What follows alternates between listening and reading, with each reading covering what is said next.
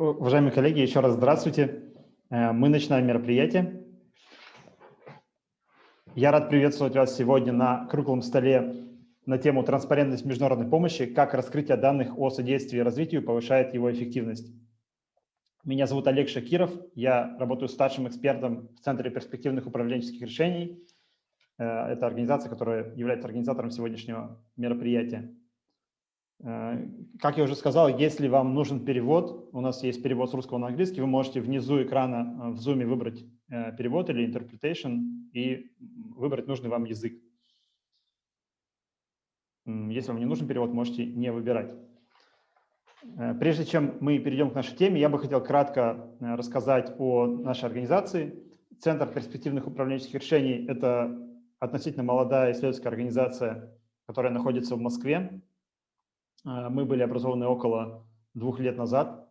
Наш центр занимается продвижением принципов того, что называется evidence-based policy making, то есть доказательной политики. Мы занимаемся исследованиями по этой теме, ориентированы на сотрудничество с госорганами и в целом считаем, что принятие решений в сфере госуправления оно может быть более эффективным, если оно основано на данных и если оно тщательно спланировано. В рамках нашей организации у нас есть трек, который называется «Анализ внешней политики», и именно в рамках этого трека мы и занимаемся исследованиями, связанными с международной помощью. Кратко хочу рассказать о том, что нам уже удалось сделать за последний год примерно. Мы отдельно заинтересовались этой темой около года назад, когда в начале пандемии Россия начала активно оказывать гуманитарную помощь разным странам.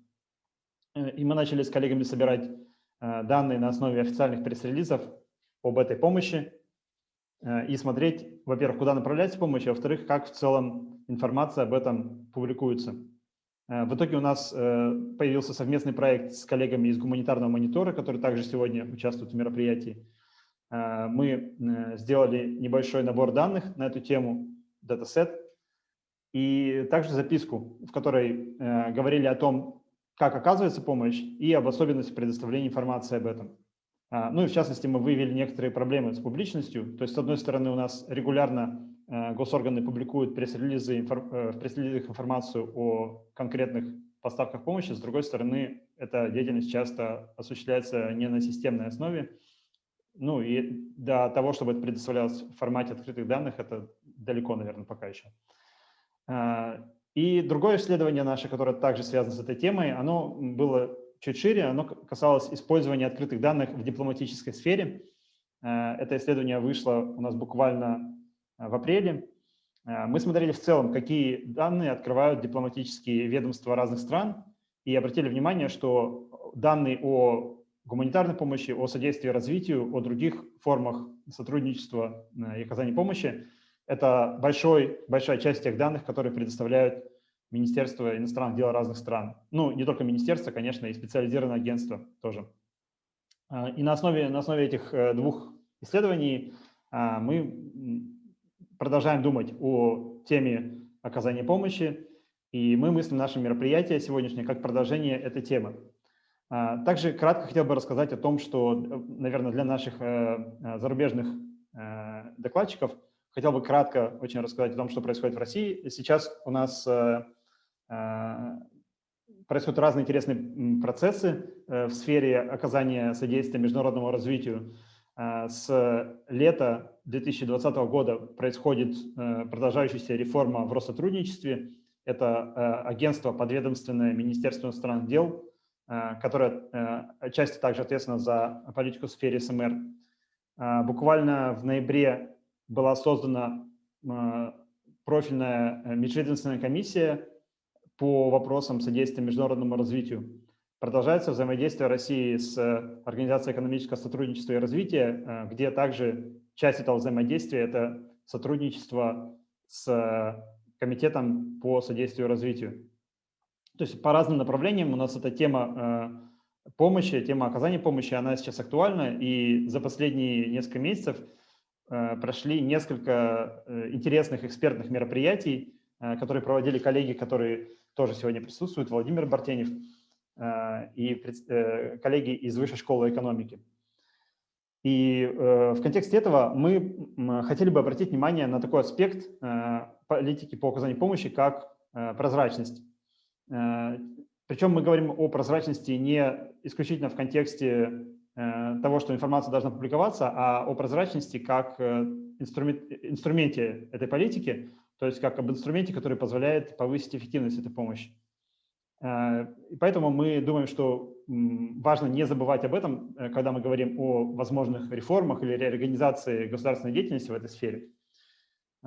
И, конечно, когда мы начали интересоваться этой темой, мы ближе познакомились с нашими сегодняшними спикерами организацией Publish What You Fund. Организация изначально была запущена даже не как организация, а как глобальная кампания в 2008 году по продвижению идеи того, что прозрачность помощи содействует более эффективному достижению ее результатов. С 2011 года эта компания получила свое как бы официальное пристанище в виде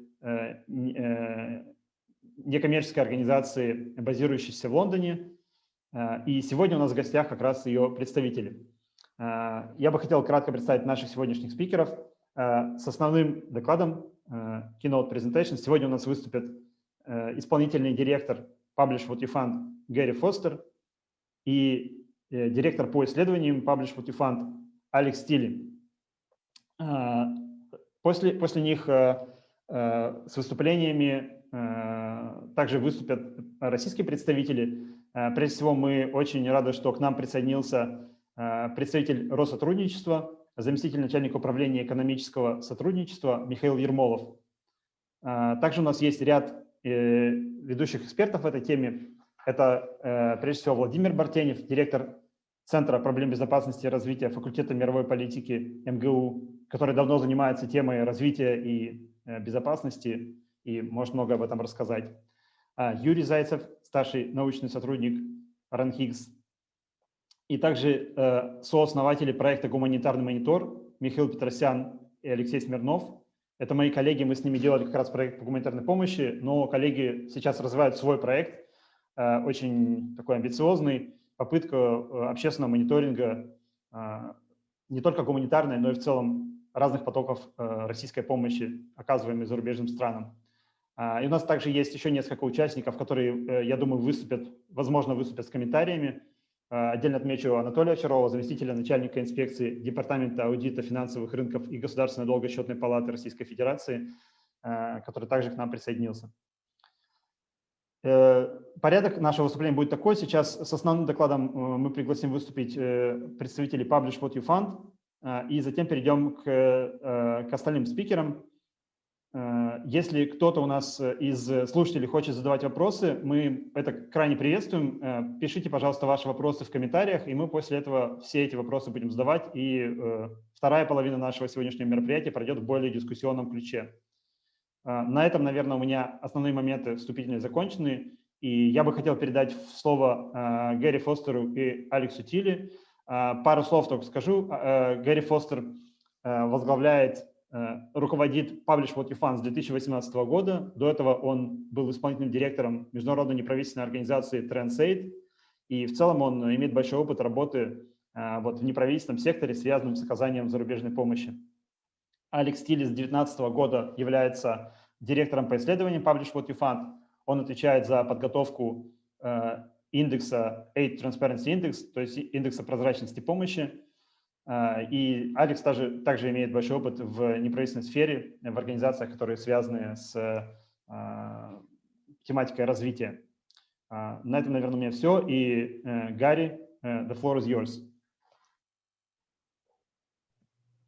Thank you, Oleg, and thank you to your colleagues as well for this invitation to be here to speak with you today. We're very much looking forward to the discussion. So we're going to cover 4 topics today. First of all, I'll do some brief introductions for myself and Alex and Publish What You Fund, so you know who we are. Then we'll cover a little bit on the history of aid transparency and how it has evolved and where we are today. We'll then talk about why aid transparency matters for better aid delivery. And then finally, I'm going to hand over to my colleague, Alex, who's going to briefly describe the Aid Transparency Index, which is one tool for comparing the practices of major aid agencies. So who are we? As Oleg said, I'm Гэri Forstер. I'm the Chief Executive of Publish What You Fund. I actually joined the organization in 2017. As Oleg said, my background is very much in frontline aid delivery and management of projects, mostly in sub-Saharan Africa. So I've kind of seen how aid works at the front lines. As Oleg said, Alex, my colleague, is our head of research. He is responsible for the Aid Transparency Index, but also has overarching responsibility for the quality of our research as an organization. And his background, before working with us, he spent 6 years at the Natural Resource Governance Institute, managing grants for projects relating to transparency and governance of extractive resources in developing countries. So Publish What You Fund is the global campaign for aid and development transparency. As Oleg said, we're a publicly funded UK charity who receive income from Bill and Melinda Gates Foundation, the Hewlett Foundation, the European Commission and the UK government, among others. I just wanted to say that up front to be transparent so you know where our support comes from. There are only 15 of us in the organization, and most of our team are in the UK, but we do have team members in Washington, DC, Kenya, and Bangladesh. And we also have a sister organization called Friends of Publish What You Fund, based in the United States. So we at Publish What You Fund envisage a world where aid and development information is transparent, available, and used for effective decision-making, public accountability, and lasting change for all citizens. We work to ensure that all aid and development data is transparent and available, usable, and used. We believe that this kind of data has the potential to be transformative and contribute to better development outcomes and the attainment of the Sustainable Development Goals. Now, how do we do this? We combine robust research and technical expertise with targeted advocacy in order to make aid and development efforts more transparent and effective. So what is the history of aid transparency and how has it evolved?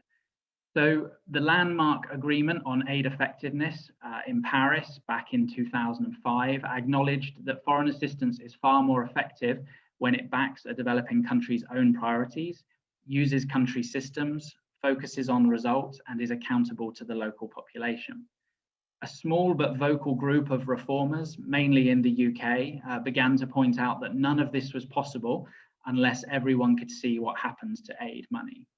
It soon became clear that there could be a broad coalition for aid transparency, and champions were sort of split into different groups. There were those who wanted to build support for aid in donor countries because citizens would trust aid more if they could see where it went. There were those who believed that governments and parliaments needed more information about aid to manage their public services efficiently with scarce resources.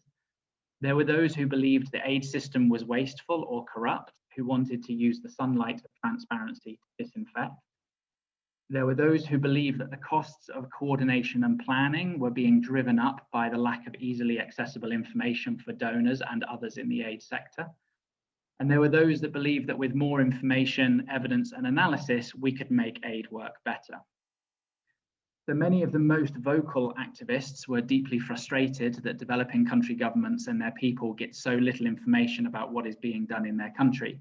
There was a huge amount of evidence from decades of work in aid effectiveness about the impact of aid, at best having less impact than it should or could, and at worst undermining the very institution and process that really will cause change. There was also a constant stream of examples about wasteful duplication and overlap because nobody knew where aid was being spent and for what purpose. The idea surfaced that information should be published once, minimizing the burden on donors and then used in many different ways for all these multiple purposes. We wanted transparency to be agnostic about how the information would be used. If donors were asked to provide information for particular constituencies for particular purposes, they would have too much power to decide who and what should get precedence. But an open data format would make the same information easily available to everyone without having to justify themselves to governments. This led to a coalition of actors, largely led by the UK's Department for International Development, making a declaration at the Accra meeting on aid effectiveness in 2008. The vision was for an open data standard. easy to access, free to use, that would provide structure to aid data and would underpin any conversation about aid. There would be a single version of the truth shared between governments, civil society, and citizens. A bit like accounting standards, the aid information standard would vastly reduce the costs of collecting, publishing, and using information about aid. And from all of this, IATI was born. IATI is the International Aid Transparency Initiative. So IATI brings together governments, multilateral institutions, private sector and civil society organizations, and others to increase the transparency and openness of resources flowing into developing countries. The IATI community, like us, recognize that increased transparency is not an end in itself, but is an essential step towards improving coordination, accountability, and effectiveness to maximize impact on the world's poorest and most vulnerable people. So we encourage all organizations that distribute or spend resources to publish information about their activities using IATI's data standard. This is a set of rules and guidance to ensure information is easy to access, understand, and use. Today, IATI has around 1,200 members, and when I last checked, there were over 1 million activities reported using the standard. Literally billions of dollars of aid programs have been documented and reported in the IATI standard. We, as Publish What You Fund, we're a member of IATI and the community, and we also publish our own activities using the standard. So you can actually go to one of the portals, which I'll mention in a moment, and you can look at our own financial data as it relates to the projects we undertake. So IATI produced the reporting standard, but what does that mean? Well, it means that we were able to move from a time where information was only available through press releases or stories in the news or ad hoc releases of information by government departments. We were able to move from that to a situation where we had frequent sharing of structured data in a consistent and comparable format from multiple different organizations. The IATI standard allows you to report both data and documents. So data such as who's implementing a project, what's the value of the project, when did the project start and end, but also geolocation information. So where is the project taking place, what are the coordinates, etc. So it allows you to report that kind of information, but it also allows you to attach documents to activities. So for example, project budgets and other financial information, impact reports, evaluations, those kind of things can also be attached. So there are a large number of fields, in fact, many hundreds within the IATI reporting standard. So activities can be reported at an extremely detailed, granular level, and financial flows can be linked up between actors so that you can watch as money goes from one funding organization down to different implementing organizations and sub-implementing organizations. I should say at this point, within the guidance that accompanies the IATI standard, there is recognition that some information needs to be redacted for safety and security reasons. So quite a few aid agencies work in particularly sensitive areas on very sensitive issues. But there are ways that those organizations can redact their information and also provide a justification of why they're redacting their information in that situation. So IATI is one way of reporting aid data. It's the most frequently used. It provides the most granular and up-to-date information, but there are other systems. So you may be familiar with the OECD's DAC CRS, which is the Development Assistance Committee Creditor Reporting System.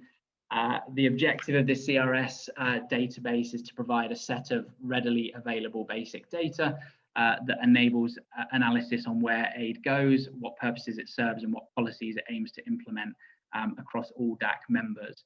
So DAC data is less granular than what we see in IATI. It's also not updated as frequently as IATI data. But one important difference is that, of course, DAC data is official aid data, so it has been checked, whereas IATI data, the responsibility is on the publisher to ensure that the data is correct. And sometimes we do find some errors as a result of the absence of rigorous checking. So if in the background we have these reporting approaches, what do we see at the face? What we see is a number of portals, including there's a specific portal called D-Portal, which provides access to IATI data. So users can go on there and they can explore aid activities as reported in IATI. There are other systems. So there's the financial tracking service, which I'm sure your colleagues who have been looking at humanitarian transparency, the financial tracking service is an up-to-date system to try and track humanitarian funding. There are other portals that are hosted by donors themselves. So the UK government has DevTracker. The World Bank has its open data portal. Some of these portals are based on IATI data. Some of them are not. For those that are, it makes it much easier for the publisher. So for example, the British government can use the same data set to report its IATI data to its own portal, but also to fulfill its sort of IATI publication as well. So why does all this matter? First and foremost, the reason that aid transparency matters in our experience is that it strengthens the ability to deliver aid effectively and in a coordinated way, which has the maximum impact. So if I break this down, one of the benefits of improved aid transparency is around the management information that it provides. And there's kind of two levels at this. At the headquarters level, if you are going to be transparent, you have to have your systems and processes in order to be able to produce information easily to publish it. And you know, if I think back to an example in the UK, we worked with the Foreign and Commonwealth Office, which historically didn't do a lot of aid activity, but recently started receiving increasing amounts of aid. And as we started working with them and assessing their performance, you know, we repeatedly had positive stories coming back from their teams about how this push for aid transparency had forced them, sort of incentivized them to get their systems and their policies and their practices in order. And now actually they had much better visibility as an executive team about exactly what was happening in the FCO with their aid money. So that's kind of at the headquarters level. And then you've got the field level. So, and an example here is the US government produced something called the Foreign Aid Explorer, which is their own portal in response to requests from their country directors who were saying, look, we need to know what's happening in our countries. We need to know what's happening with US aid, but we also need to know what other partners are doing. So the Foreign Aid Explorer was built by the US government for their country directors to be able to provide management information. It has a function that allows you to print out PDFs of sort of country snapshots on which donors are providing which money to which sectors. And it's to arm their country directors with the information they need to make policy decisions at a local level. Now, again, these systems are all based on IATI data. And transparency has been core to driving that capability. Coordination between different donors. If you look at the EU's Aid Explorer, that's a good example of showing how different EU governments report their information to the same portal. So they're able to see either consolidated or disaggregated data about which EU countries are funding which activities where. We've heard many positive stories about how better transparency has helped organizations learn and measure their impact. It's a place, if you look on IATI, you will see that there are, each project has its objectives, it has a theory of change, it has targets and data in terms of results and impact. And having all of that in one place and ensuring that systems are in place to report that has helped organizations learn about what works and what doesn't. And again, evaluations and learning, there's a lot of evaluation documents published to these portals that I've mentioned. In terms of where we are now, you know, transparency is very much seen, because of what I've explained, it's very much seen as a symbol of effective governance. So to give an example, some governments won't fund certain organizations if they don't exhibit transparent practices. And in fact, some international donors won't fund other multinational organizations unless they perform particularly well on transparency, because it's seen as too much of a risk of providing funding to organizations that are not transparent. Some publishers or some donors have gone as far as contractually obligating their fund recipients to be transparent. So the Belgian government, the Dutch government spring to mind, but also the British government, where they have contractually obligated their aid implementers to report transparently to the IATI standard everything that they're doing with their money.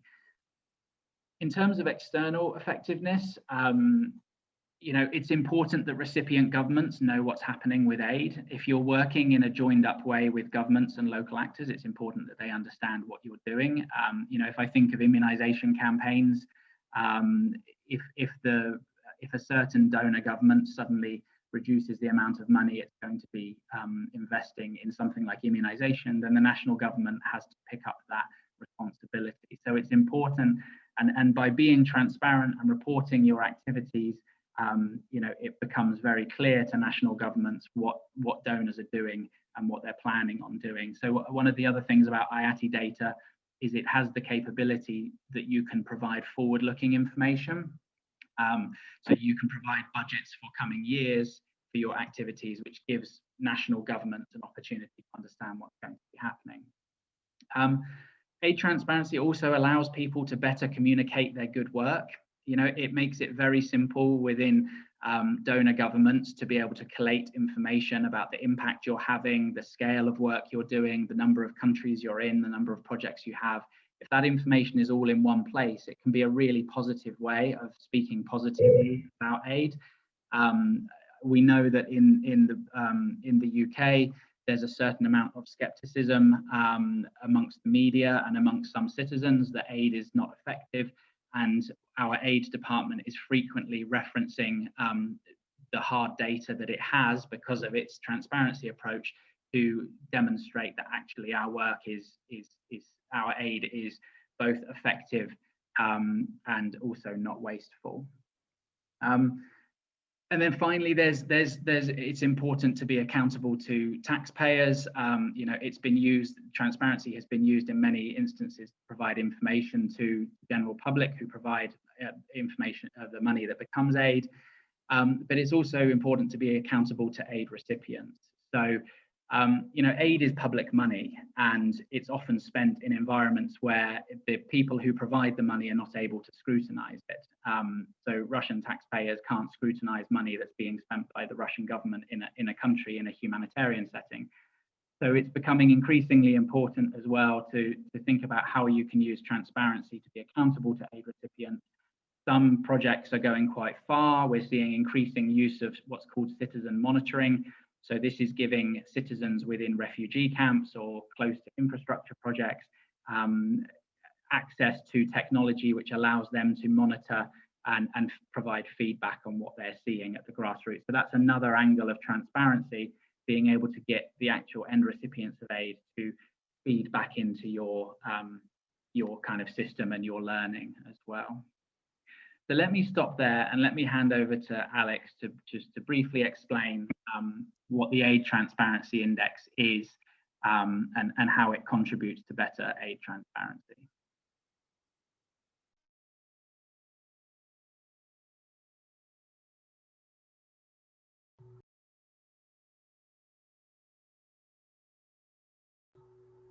Okay, hello, can you hear me? Yeah, okay, great. Okay, so thank you, Gary, and thanks to Oleg and his colleagues at the Centre for Advanced Governance for the invitation to speak to you all today. I'm just going to give a brief overview of the Aid Transparency Index. So the Aid Transparency Index scores international aid donors on their transparency and publishes a ranking every 2 years.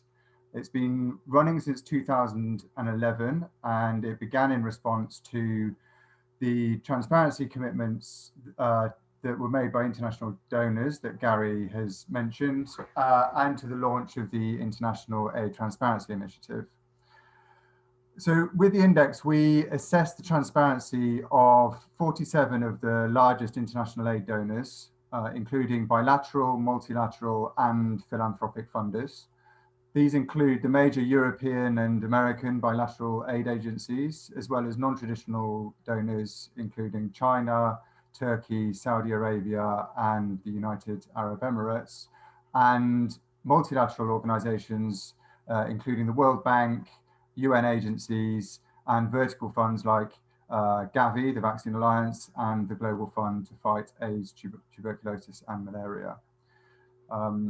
The assessment method uses a combination of software to analyze transparency data and manual review of projects, project documents and data. For the 2020 index, Publish What You Fund team reviewed over 20,000 documents and data points in total. The assessments are also independently reviewed by civil society experts and researchers. An important part of the index research process is engagement with the aid agencies that we assess, and we provide feedback to them during the assessment on how their data and transparency can be improved. Donors act on this feedback and improve their data. The index provides powerful incentives to improve transparency based on peer competition and race to the top dynamics. And we've seen significant improvements in transparency as we've continued to run the index. So for example, in the 2013 index, just 9 donors were ranked as having good or very good transparency. By 2020, this had increased to 26. Meaning that more than half of the donors we assessed had achieved an acceptable level of transparency. We've also seen many of the donors we assess in the index begin publishing data about their aid in the IATI standard, making their information open, standardized, and accessible. So that's a brief overview of the index, and I'll be happy to answer any more detailed questions in the Q&A.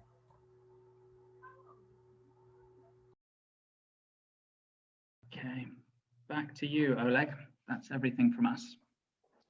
Спасибо, Гэри, спасибо, Алекс. Очень интересная презентация. Я думаю, мы подробнее некоторые вещи обсудим. В частности, сразу забрасывая на вопрос. То есть мне интересно, как вы описали динамику, Алекс описал динамику, что страны хотят быть более прозрачными, чтобы быть выше в рейтинге. Но мне интересно, какие меры страны могут предпринимать, чтобы действительно по какому-то пункту, допустим, подняться, что сделать. Но я думаю, мы позднее обсудим. Следующим я бы хотел слово предоставить Михаилу Ермолову, представителю Россотрудничества. Михаил Олегович занимается темой содействия международному развитию давно, и на самом деле он является автором нескольких интересных научных работ по этой теме, которые довольно часто цитируются российскими исследователями. Насколько, если я не ошибаюсь, поправьте меня, Михаил Олегович сейчас работает заместителем начальника управления экономического сотрудничества в Россотрудничестве. И я бы хотел вам предоставить слово, еще раз подчеркнуть, что для нас большая честь, что вы согласились рассказать нам о том, как сейчас в Россотрудничестве видят эту тему. Спасибо большое. Добрый день, уважаемые участники круглого стола. Хорошо ли меня слышно? Спасибо. Наш ведущий Олег Шакиров упомянул, что в нашей организации с 2020 года происходят перемены. Я не буду в своем выступлении касаться общих вопросов, остановлюсь только на том предмете, который является сутью сегодняшнего круглого стола. Принципиально я согласен с тем, что вопрос о прозрачности различного рода данных о предоставляемой помощи является многогранным и крайне важным как для доноров, так и для реципиентов помощи. В нашей стране те потоки помощи, которые классифицируются как официальная помощь развитию, управляются определенным количеством органов исполнительной власти, примерно 25 организаций. Каждая из этих организаций работает в рамках бюджетных правил, разработанных и утвержденных нашим правительством. Эти правила говорят о том, что деятельность органов исполнительной власти осуществляется и планируется на основе программно-целевого метода. Это значит, что существуют государственные программы, в которых запланированы различного рода мероприятия, в том числе по оказанию помощи.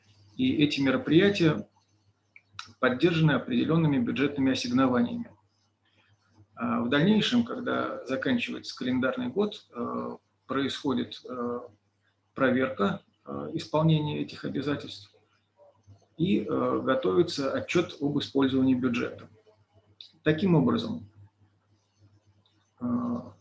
данные о том, какие средства запланированы на оказание помощи, доступны, но доступ к ним не так прост, поскольку эти данные сконцентрированы в ежегодно принимаемом законе о бюджете Российской Федерации и в отчете об исполнении бюджета. Это то, что касается государственных средств. И кроме государства, в оказании помощи в нашей стране принимают участие средние и крупные частные предприятия, которые ответственны за такие виды помощи, как прямые иностранные инвестиции. У них, естественно, существуют свои стандарты планирования и свои стандарты отчетности. Но общим для государственного и частного сектора является то, что этот вид деятельности оказания помощи не имеет отдельной классификации в государственном бюджете. Поэтому вопрос о том, как оценить размер средств и их назначение, он относится не к бюджетному или бухгалтерскому учету, а к управленческому учету, когда по определенным процедурам нужно принимать во внимание назначение, характер, направление использования этих средств. В этом смысле действительно существуют определенные пробелы в обеспечении прозрачности использования средств. Но, насколько мне известно, различные органы государственного управления, ответственные за предоставление помощи, знают эту проблему и над ней работают. Я бы хотел сказать, что совершенно публично доступны данные о предоставлении средств Российской Федерации для целевых и регулярных взносов в различные международные организации, которые входят в список Организации экономического сотрудничества и развития. Также доступны средства, которые Россия по другим каналам направляет на цели поддержки развития других стран. Эти данные аккумулируются как в базах данных самой ОСР, также в базах данных Организации Объединенных Наций, Международного банка реконструкции и развития. То, что касается средств из частных источников, то эти данные концентрируются в аналитических материалах Центрального банка Российской Федерации, в основном на базе статистики, которая отражает трансграничное движение средств. Я думаю, что уважаемые участники круглого стола в последующих выступлениях смогут об этом сказать более полно. Я хотел бы сказать, что помимо таких игроков этого рынка, как органы государственного управления, как источники информации, безусловно, существуют негосударственные, некоммерческие организации. В нашем круглом столе участвуют представители гуманитарного монитора. Также хотел упомянуть зарубежную некоммерческую организацию, которая публикует соответствующую информацию на сайте Aid Data. Там есть очень полная и структурированная информация по потокам помощи. Я думаю, что тема, которая обозначена сегодня в качестве предмета обсуждения, будет существовать и обсуждаться довольно-таки длительное время. Короткими усилиями здесь вряд ли удастся достичь быстрого успеха. Связано это с накопленной инерцией.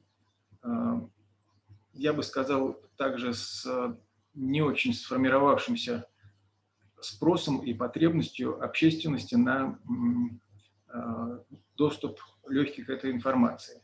Но по мере того, как эта потребность будет возрастать, естественно, собственники этой информации найдут способ сделать ее легко доступной и прозрачной. У организаторов сегодняшнего круглого стола есть мои контактные данные. И если после проведения круглого стола у кого-то возникнут ко мне вопросы, я с удовольствием постараюсь на них ответить либо в устной, либо в письменной форме. На этом я бы хотел закончить свое короткое сообщение для участников круглого стола и пожелать успехов в работе. Спасибо за внимание. Михаил Олегович, спасибо большое. Подскажите еще раз, как связать вас с коллегами, если кому-то будет интересно связаться? Можно предоставить мой рабочий телефон или адрес рабочей электронной почты. Хорошо, спасибо. Ну, если у кого-то будут вопросы дальнейшие к Михаилу Олеговичу, то дайте знать, мы поделимся информацией. Спасибо. Спасибо вам еще раз. Хотел бы следующим слово предоставить Владимиру Бартеневу. Владимир Бартенев, как я уже сказал, является директором Центра проблем безопасности и развития факультета мировой политики МГУ. Владимир занимается темой развития и проблемами СМР уже довольно долгое время. И вот в прошлый раз мы встречались на мероприятии, которое как раз организовал Владимир. Мы обсуждали тему учета российской помощи. И вот, по сути, это продолжение тоже этого разговора, поскольку если мы то, что мы учитываем, какую часть из этого потом мы делаем прозрачной и отвечает ли это нашим интересам. Владимир, хотел бы вам предоставить слово, ориентировочно минут 10. Спасибо. Спасибо огромное, Олег, за приглашение. Dear colleagues, I will be speaking English just because I thought that the whole event will be in English, so I prepared my presentation in English. So, can you see my PowerPoint?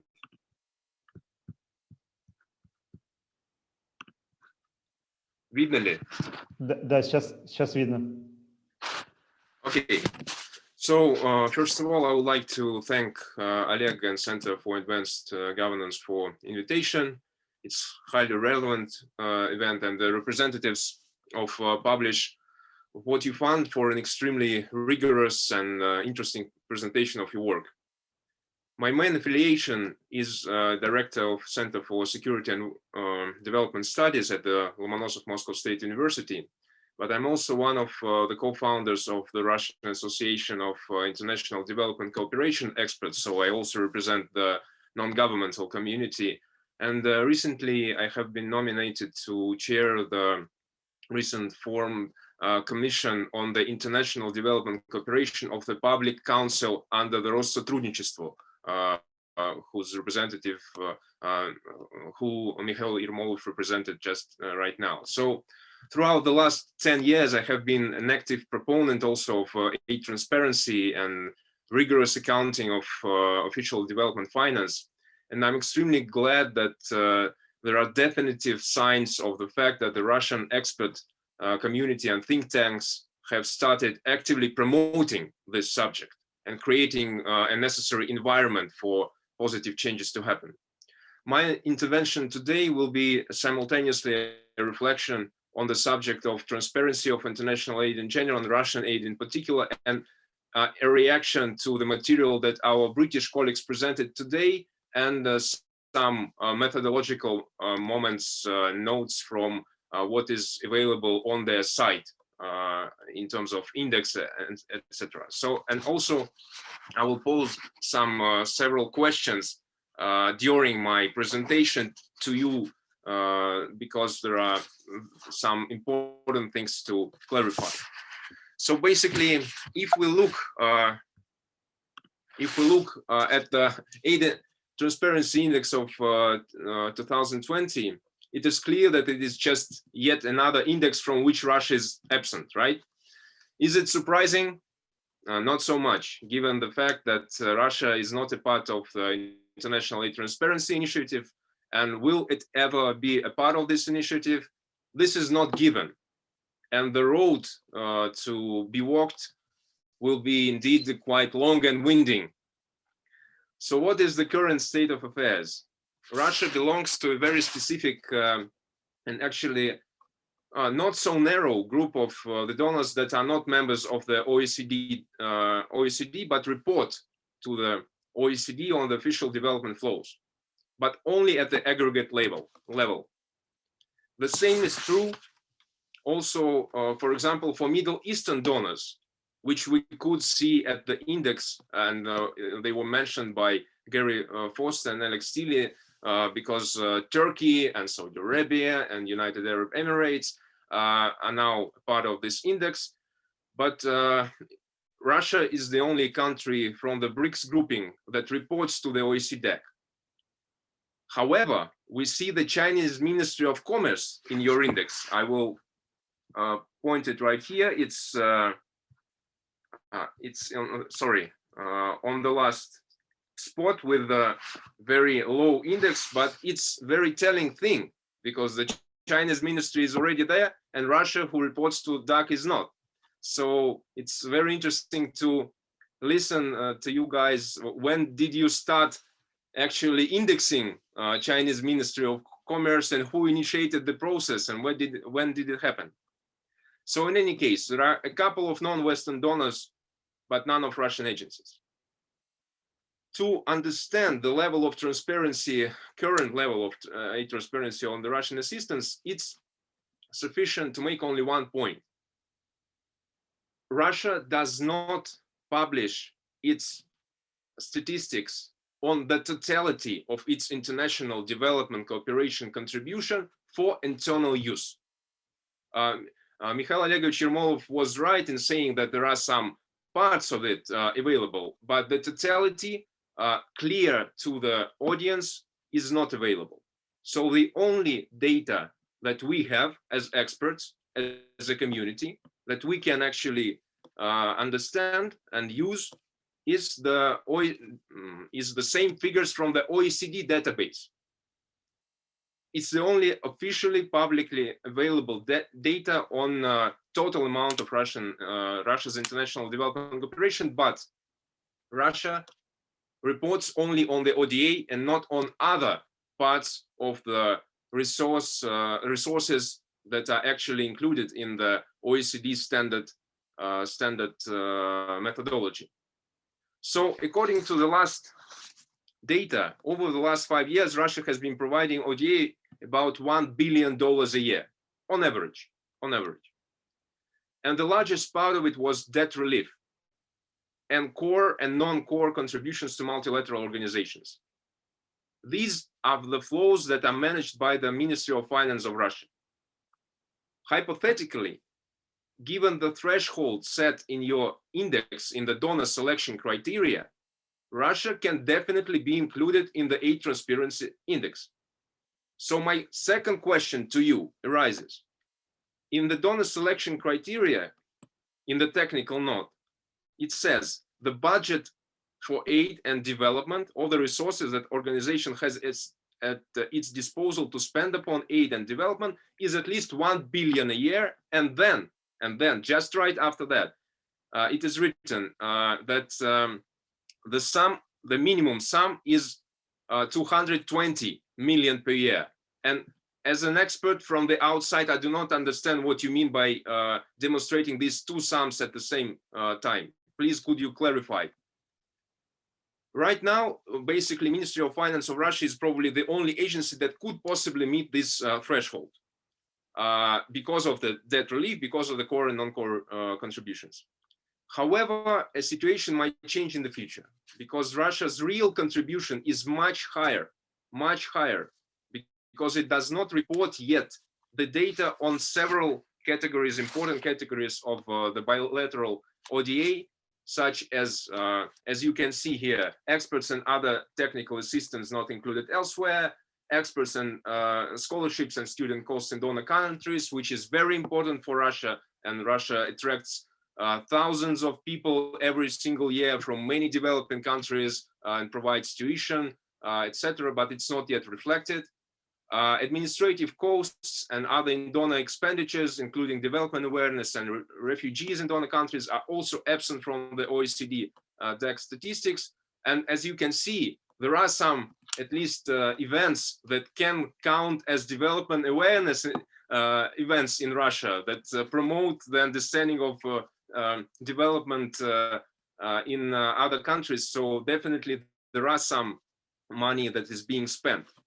So if we can include all the money that is not actually reflected even in these publicly available OECD DAC statistics, Russia's place in the current hierarchy will be much higher, much higher. It will not be stuck between Austria and Finland. I can assure you of that, which is right now. So, and most importantly, these figures are only on the left. You can see the data on the ODA, and on the right you can see the data on the totality of official development finance, including official development, other official flows and private flows and private grants. And if we can count all of this, what Russia provides, its contribution will be much higher. This arrow is not pointing at the exact spot, but I'm just telling you the amount of data that is not being reported. So where does it lead us right now?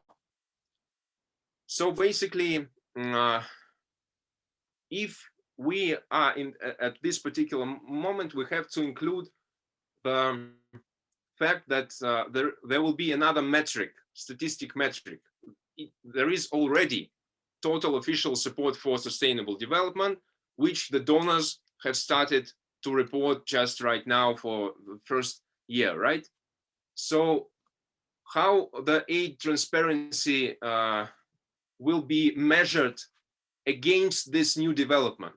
How actually publish what you fund will account for this change? It's not clear to me right now, because there are many other things that have to be included in understanding what aid is about and what international development cooperation is about. So are you planning any changes? Any changes? Why am I saying all this? Russian expert community right now has all the rights to be concerned about the level of aid transparency. As a citizen, also as an academic scholar, I want an accurate data, because otherwise I just can't make any cross-country comparisons. I can't write publications to peer-reviewed journals in English, because I understand that the data, I'm not confident about the data that will be used. So I mean, I'm joking, but still it's a problem for experts, right? Second point, the extent to which the current Russian official data on ODA represented in official OECD statistics is so incorrect that we have to sort out first the inconsistencies in the aggregate data, and then start thinking what can be done in terms of the project activity level. But paradoxically, changing the aggregate level cannot be achieved without an understanding of what on project level activity. So here comes my paradoxical conclusion.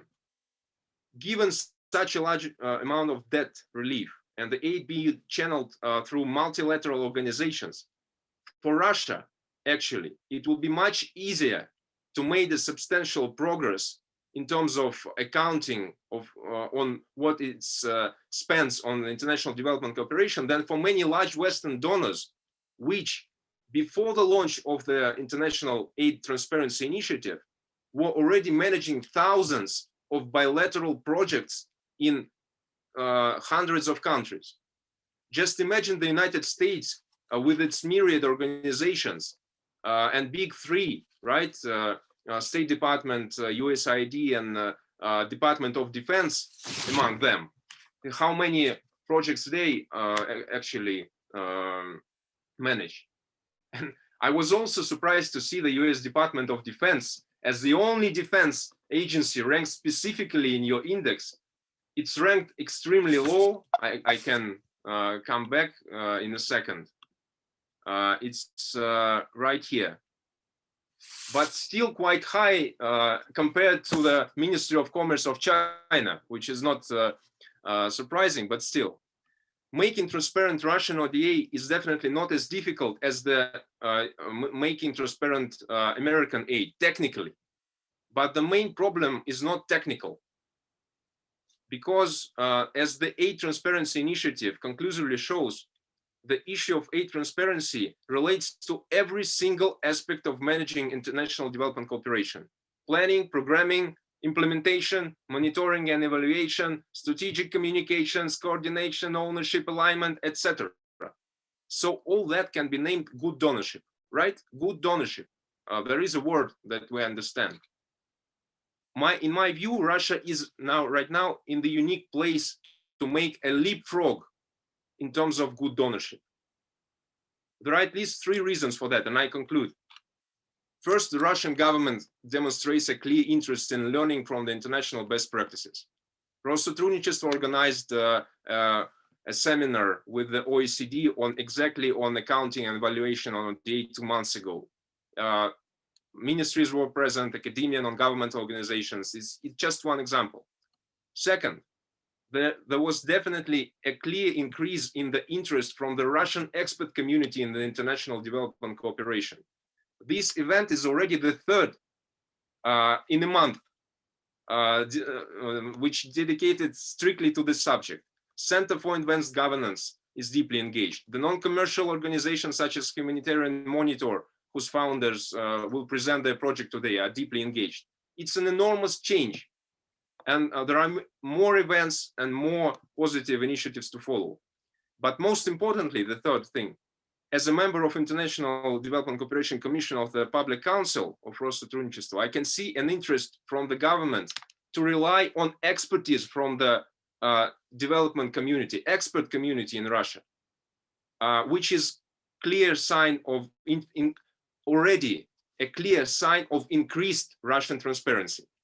So I can only hope that this mutually beneficial cooperation will last. And I want again to thank the organizers of the event for providing additional impetus for such a valuable discussion. Thank you. Спасибо большое, Владимир. Мне кажется, Владимир затронул ряд вопросов важных, к которым, я надеюсь, мы вернемся. Как раз тут прозвучало то, о чем говорил Михаил Олегович Ермолов. Запрос со стороны общественных организаций и даже исследователей, что нужно публиковать рецензируемые статьи, на основе чего их публиковать. Ну и также история про то, почему Россия нет в этом рейтинге и должна ли она там быть. Но, думаю, мы об этом еще поговорим. Я бы хотел слово предоставить Юрию Зайцеву. Юрий Зайцев тоже наш давний коллега. Он является старшим научным сотрудником РАНХИКС, и я признаюсь, личный момент, я узнал о том, откуда данные берутся о российской помощи из ОСР, из публикации Юрия Зайцева, поэтому это естественно, что сейчас он выступит и расскажет, наверное, о том, как это все устроено изнутри, или как может быть устроено. Юрий, вам слово.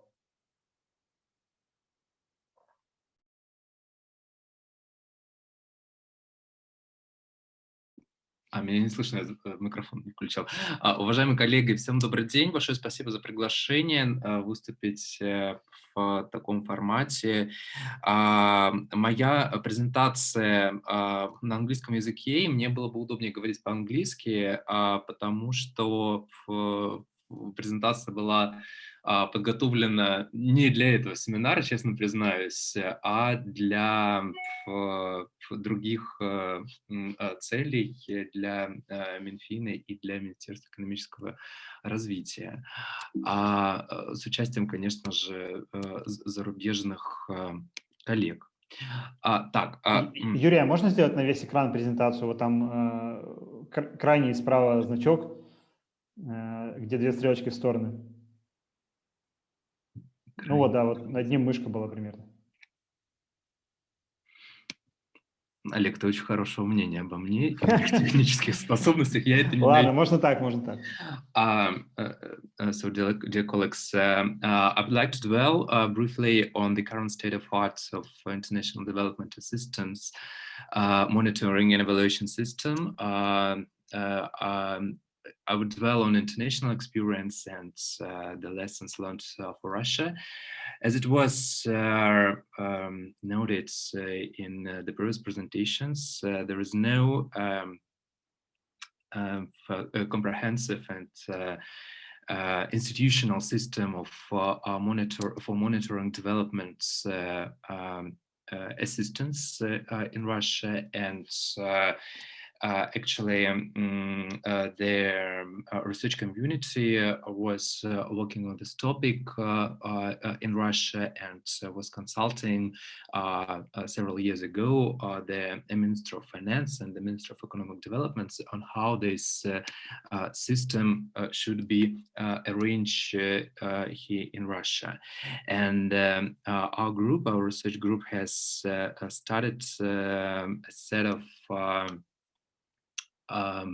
cases of international experience on what other countries are doing in this field. Of course, we made a special emphasis on the OECD countries, which play the leading role in this process. And we have identified that the M&D system is based on primarily institutional framework planning of evaluation, monitoring and evaluation principles, methodology, involvement with partner countries, and reporting practices. Actually, what is institutional framework? Institutional framework is a kind of institutionalized process of how the donors are working to arrange the monitoring and evaluation system. In some countries, like Germany, the Netherlands, there is a special national law on which enforces the reporting practices and the monitoring and evaluation system in itself, and provides a special role for the institutions in this process, and there are some institutional stakeholders which are responsible for monitoring and evaluation of official development systems in some countries. With respect to planning of evaluation, actually, as it was also emphasized in the previous presentations, usually planning is associated with, once again, regulation and special national law, which enforces the official development assistance and make it feasible to provide development assistance to recipients. And actually, in most of the OECD donors, there is such kind of planning, and as the representative of Россотрудничества has emphasized, there is such kind of law in Russian Federation. Other countries which are called new donors also implement such kind of practices, and so they have also special regulations that enforces such kind of activities. With respect to principles, we have identified that once again OECD donors dwell on OECD principles of aid effectiveness. They're well known, like ownership, development orientation, effectiveness, and etc. With respect to new donors like South Africa and in China, most of them are also tend to involve into their practices OECD perspective, because such countries like South Africa and China, they actively cooperate with the DAC OECD on establishing their monitoring and evaluation systems, and so that is why they also mainly rely on the principles of the OECD methodology. It's another crucial topic which was considered in our research, and we revealed that there is no unique methodology, but there are different perspectives on how this methodology could be implemented in practice. So it is different approaches could be identified for impact evaluation research and for ongoing monitoring and evaluation, and the methodologies depend on the stage on which the department responsible for monitoring and evaluation is making its work and is implementing its research. And what is more, in most of OECD countries, methodology and the research itself is very often associated with outsourcing activities, and as it is well known, think tanks are involved into that. The role of partner countries. Of course, most of OECD countries apply so-called country assistance strategies, and actually it is also a common way of working for international organizations such as the World Bank, and these strategies, the donors appeal to particular indicators which they are trying to achieve during the implementation of the strategy, and it is a kind of a benchmark for assessing the activities. So reporting, the last but not least issue for managing the M&D practices, and it is often associated with the activity of the parliament, national parliaments, and particular departments which are responsible for such kind of evaluations. So what are the provisions for Russian Federation on the basis of the lessons learned? So we all know that there are a few of them. However, this provision provide a good milestones for further developments in establishing the monitoring and evaluation system in Russia. And these are the concepts which was lastly updated in 2014, and some national plans and initiatives, governmental initiatives to manage official development assistance, and Россотрудничество was also established in 2008 as a as a measure to manage their official development assistance projects. What is more, we cannot also ignore the last developments in the international sphere, like Sustainable Development Goals, which are often associated with the milestones for the international development cooperation. And all these SDGs have their own goals, which are measurable and which have their own indicators. And it is not a secret that most of the donors have enforced these SDGs into their national practices and apply SDGs in their day-to-day work in providing their official development assistance. Russia has not officially introduced SDGs into its national practices, but however, given that Russia is a member of the United States General Assembly, and it is entitled to implement those official resolutions that are adopted at the UN level. So the priorities could be spelled. Could be split at the global and the regional level, and at different levels. It is obvious that Russia has its own national interests.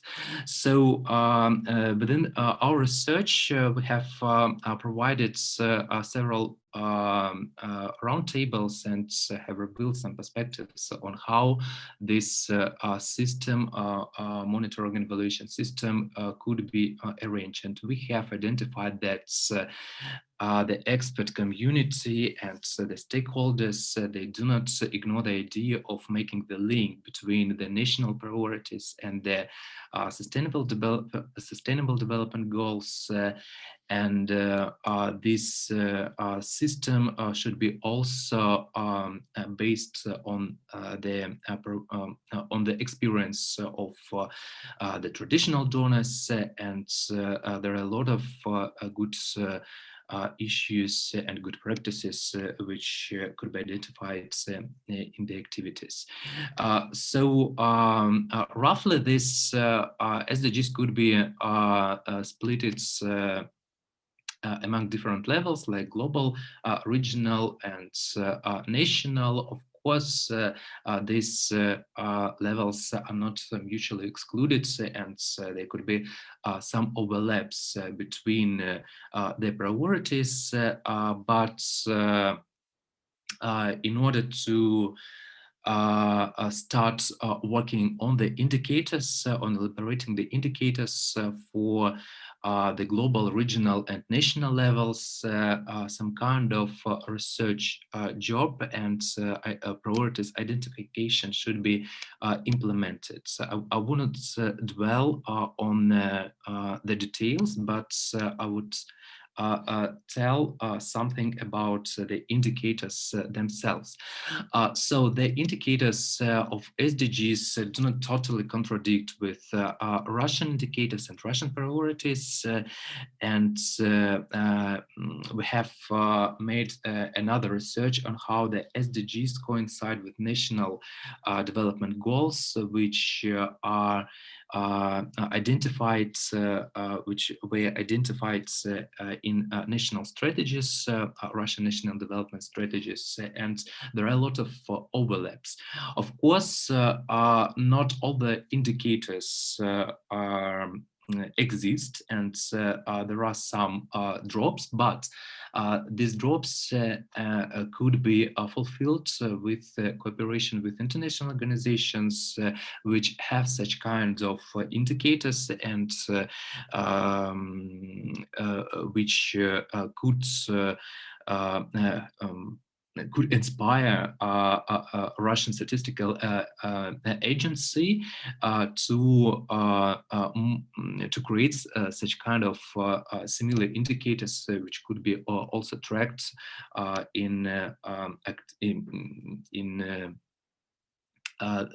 during the monitoring and evaluation process. And last but not least, I would like also to pay your attention to international experience and tell that such kind of approach works in practice. If we take into account, for instance, country national plan of the United States of America for Kyrgyzstan, we could also identify some relevant indicators and which are linked to priorities of the donor in the country.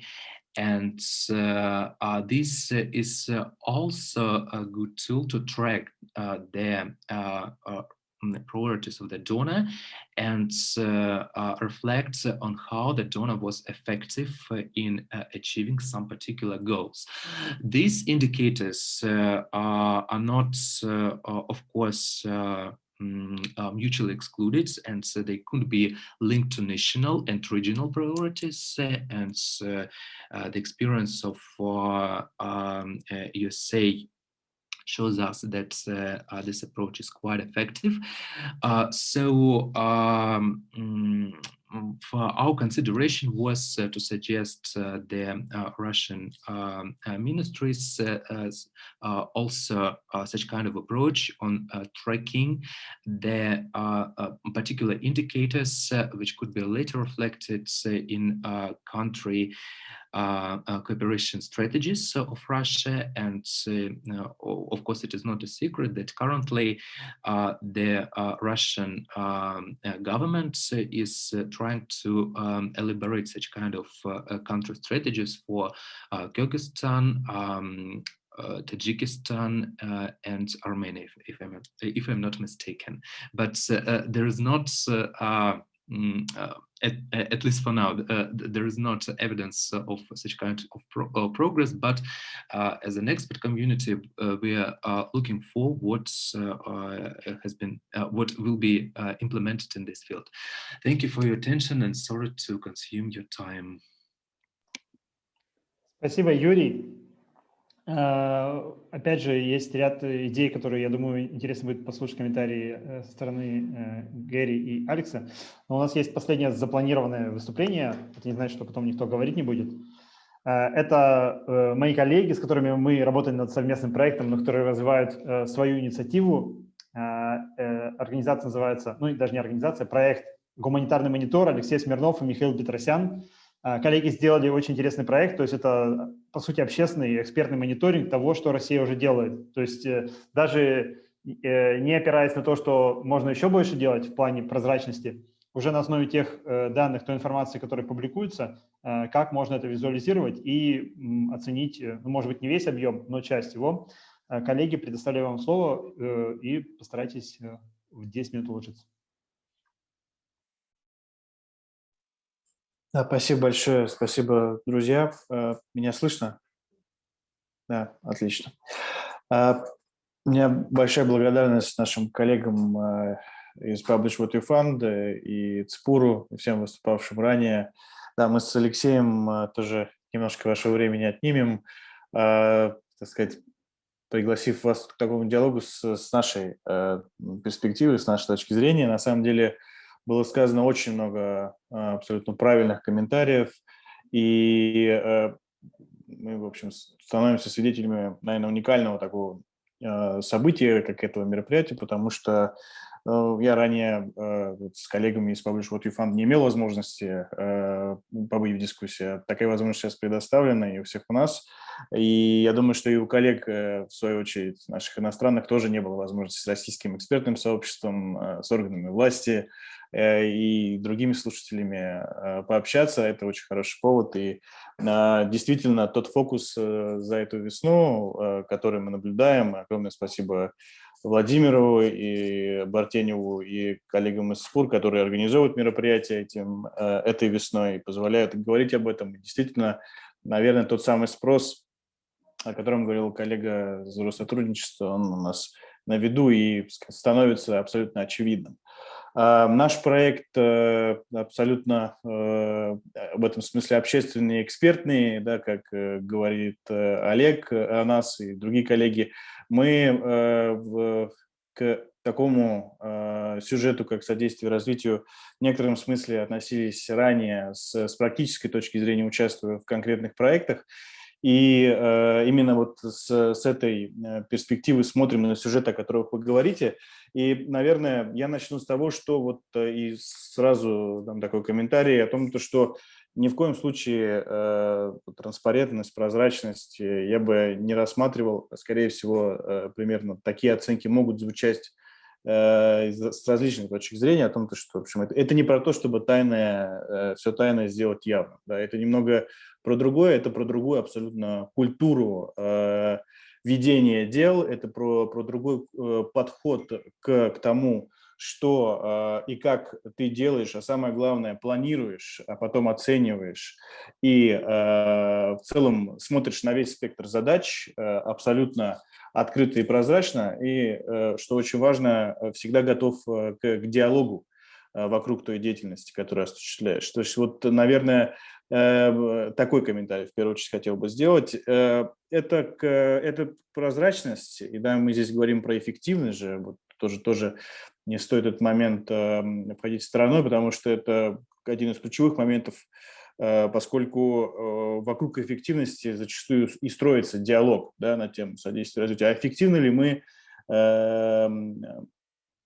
распределяемся ресурсами, которые у нас есть, какая поступает обратная связь с той стороны, все ли происходит в соответствии с намеченными планами, и стоит ли нам продолжать те активности, которые на данный момент времени уже запущены, или нужно пересмотреть приоритеты. Поэтому это абсолютно точно транспарентность в части содействия развитию, это про готовность к получению обратной связи и про диалогу и про готовность к диалогу в целом. Но и это также, вот, и мы не часто об этом говорим, но ведь правда у органов государственной власти такая большая проблема стоит всегда о том, как прокоммуницировать внутреннему зрителю о той деятельности в области содействия международному развитию, которую он проводит, для того, чтобы объяснить ему, почему и как он действует. И, на мой взгляд, прозрачность – это путь к тому, чтобы выстроить и сформировать в целом вот эту правильную ассоциацию у населения страны, оказывающей помощь, к той помощи, которую он оказывает населению других стран, потому что это в первую очередь речь идет о том, что содействие развитию конкретной страны и населения в этой стране, это создание возможности, в первую очередь, для каждого человека в стране реципиента той помощи, которую оказывает в данном случае Россия. И здесь очень важно выстроить эту цепочку связей между гражданским обществом, который смотрит на эти процессы, и с реальным эффектом, который эта помощь в итоге доносит в населению страны реципиента. Это также и путь к эффективности, да, та самая транспарентности. Здесь очень важно про это, правда, очень сфокусированно поговорить. Мне кажется, что вообще, если ты в целом как хранитель данных, да, их генератор, готов что-либо показать, продемонстрировать открыто и прозрачно, то, скорее всего, как минимум, ты разобрался с теми данными, которые у тебя есть в обращении. То есть это значит, что ты в целом их в агрегированном виде, ты на них посмотрел, ты смог их разобрать и детализировать, фактически, да, препарировать их настолько, что, в общем, ты разобрался, что ты можешь в данном случае показать, что ввиду определенных причин, да, потому что это не про то, чтобы абсолютно все данные сделать прозрачными. Да, никто не забывает про вопросы чувствительные, и мы об этом говорили и на предыдущей дискуссии про открытые данные в дипломатии, и об этом нужно сказать и сейчас, что тема помощи, она безусловно чувствительная. Поэтому здесь я вернусь к тезису о том, что если ты все-таки это публикуешь, значит, ты уже их разметил, да, что называется, ты их уже распределил и их чувствуешь на кончиках своих пальцев. И, скорее всего, ты их оцифровал, что позволяет тебе дальше говорить о data-driven approach, да, то, что тоже мы уже неоднократно обсуждали, а значит, это вывод культуры управления на абсолютно другой уровень. В случае с такой материей, как содействие международному развитию, это крайне важно, особенно сейчас, и мы как раз, так сказать, проектируя с Алексеем и далее обсуждая с коллегами тот проект, я думаю, Алексей как раз, передавая слово в скором времени Алексею, и Алексей, я думаю, сможет как раз вот про гуманитарную карту сказать несколько слов, но это вот история про визуализацию данных и про data-driven approach, безусловно. Это про эффективность распределения ресурсов, да, об этом я уже сказал, и это в целом готовность к скоординированному ответу на вызовы, которые у тебя есть. Опять же, если у тебя есть готовые данные, и ты можешь их исторически посмотреть, спрогнозировать, сделать, соответственно, да, некое предсказание в сторону будущего по развитию событий, значит, ты готов быстрее реагировать и быстрее управлять. И это тоже то, к чему может привести такая открытость и прозрачность в действиях в части содействия международному развитию. Ну и в конце концов, это возможность, и она проистекает из того пункта про диалог, это возможность к обмену опытом и лучшими практиками. Если мы имеем возможность к доступу, например, Великобритании в части содействия международному развитию, мы можем проанализировать то, как эта страна подходит к этому сюжету, то, соответственно, перекладывая это там на российскую действительность, мы можем какие-то хорошие кейсы проанализировать и из них вывести определенные выводы. Также могут сделать и наши коллеги за рубежом. Это про диалог, про обмен опытом, про лучшие практики в том числе. Я, наверное, здесь со своей стороны закончу и передам слово Алексею. Спасибо, Миш. Коллеги, хотел бы, да, в нескольких словах рассказать про наш проект, но, мне кажется, с учетом тематики нашего сегодняшнего мероприятия и наших уважаемых коллег из Publish What You Fund, это было бы, наверное, интереснее сделать через такую призму того, что они рассказали о своем проекте. Действительно, ну, оттолкнусь от тезиса, который озвучил Владимир Бартенев в своем выступлении, о том, что действительно нет данных для внутреннего использования, да, у нас, и мы с Михаилом, там, поработав какое-то время в практической плоскости, да, как сказал Гэри, in the front line, вот в распределении помощи в реализации проектов, мы поняли, что действительно данных для внутреннего пользования в консолидированном ключе нет, и, в общем-то, как говорится, если хочешь, чтобы что-то поменять глобально, начни делать сам. Вот, и мы долго не размышляя, просто стали собирать данные из открытых источников. Вот, в качестве такой гражданской инициативы, поскольку тема нас это давно интересовала и в профессиональном ключе.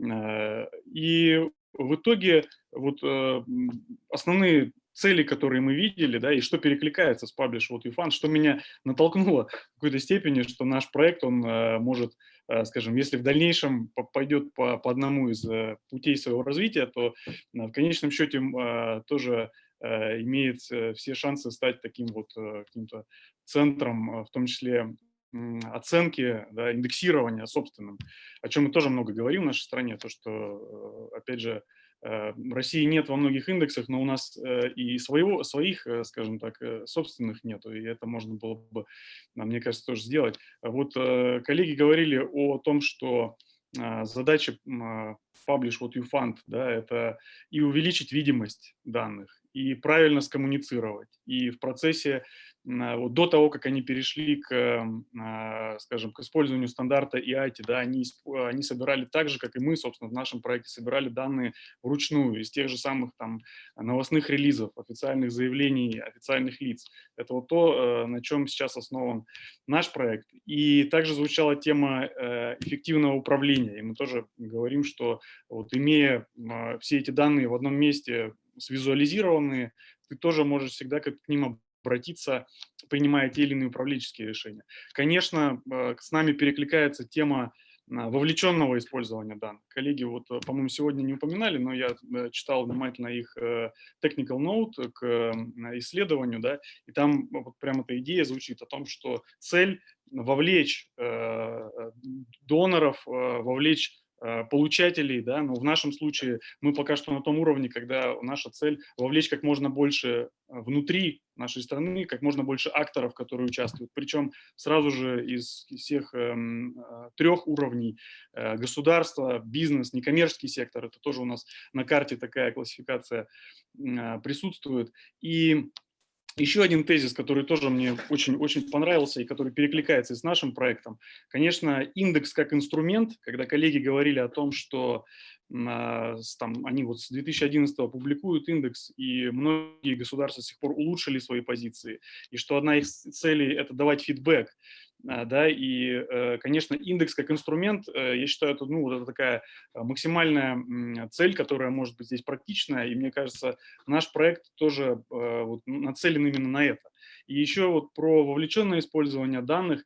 Реализуя эту идею, мы также на своей карте, кстати говоря, Олег скинул ссылку в чат, вы можете зайти посмотреть, как это сейчас выглядит, также заложили краудсорсинговый потенциал. То есть мы понимаем, что, собирая данные из открытых источников, вот так вот разрозненно, мы не претендуем на полноту картины. Ну, это невозможно, собрать все, что-то в принципе не обнародуется. И мы говорим о том, что приглашаем всех, кто хочет рассказать о своей помощи, поделиться данными, и они в соответствии с нашей методологией будут размещены на карте.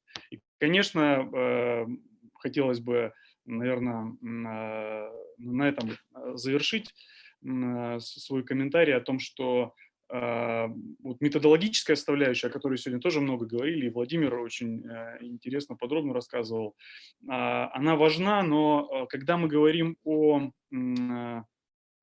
коммуникации этой информации. Кстати говоря, вот тут тезис Гэри о том, что в Великобритании тоже есть такое со стороны общественности предвзятое, да, точнее не предвзятое, а такое, мы постоянно шутим о том, что вот как понять, в общем-то, отношение населения к помощи зарубежным государствам. Представьте, что вот есть некая абстрактная бабушка где-то в глубинке, которая видит по телевизору, например, что Россия выделяет очередную там помощь не знаю, Никарагуа. Извините, если затрону, если среди нас есть никарагуанцы. И первый же аргумент, как бы, зачем? У нас и у самих проблем хватает внутри страны, да? И я понимаю, что эта проблема на самом деле, она имеет место во всех государствах, независимо от того, на каком месте они располагаются в рейтинге доноров. И, конечно, решая вот эту задачу, если не в корне поменять, то хотя бы наметить эту тенденцию правильного, понятного отношения населения к помощи зарубежным партнерам, конечно, говоря о методологии, ты всегда должен находить вот этот баланс между созданием таких размеченных, грамотно размеченных датасетов для использования в каких-то аналитических целях и тем, как ты эту информацию подашь публике. И мы понимаем, что в связи с этим мы решали эту задачу, когда делали нашу карту, и, конечно, понимаем, что есть ряд упрощений методологических, в том числе на ней, но тем не менее, намечая некий такой себе дальше трек развития этого проекта, конечно, в конечном итоге мы хотели бы прийти к тому, чтобы те данные, которые у нас сейчас на карте есть, это больше там 330, если я не ошибаюсь, фактов помощи, всего лишь за 2020 и первые там, почти полгода 2021 года, чтобы они преобразовались также в открытый датасет. Но мы понимаем, и опять же вот в общении с экспертным сообществом понимаем, что для этого, конечно, нам нужно еще поработать над методологией, и здесь, конечно, такие индексы исследования, как Publish What You Found, для нас служат таким одним из источников хороших практик. Спасибо большое, коллеги, за внимание. Спасибо, Михаил, спасибо, Алексей.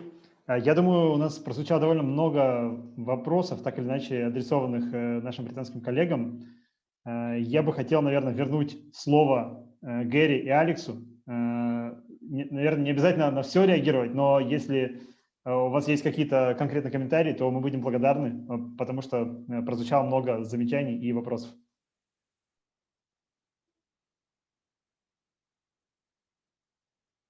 Thank you.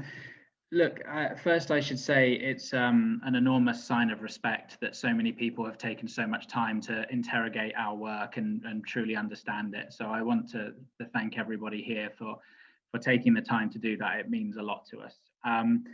I think there were a number of questions. I want to kind of address three. So from Mr. Bartanyev, there was the question around, well, there were a lot of questions that I'm going to consolidate into one question, which is, why is Russia not in the index? Then there was a question about total official support for sustainable development. And then I'm going to hand to Alex to answer the question that was put in the chat about the weightings behind the indicators and where those are derived from. Okay, so the question of why Russia isn't in the index. For those of you who have taken the opportunity to look at the methodology and the technical paper and the criteria that we have, which Mr. Bartanyev correctly kind of interpreted, you'll also note that there are actually many, many organizations, hundreds of organizations that meet those same criteria. The reason we have the dual billion and $250 million that you picked up on is just in case an organization, a very small organization, meets the other three criteria than the billion, but we still want it to be of a size over $250 million. But look, where we are is there are an awful lot of organizations that in theory could be included in the index. One thing we have to wrestle with is just resource. To produce the index takes about 6 to 7 months. It takes a team of about 6 to 7 people. It takes a lot of software and programming.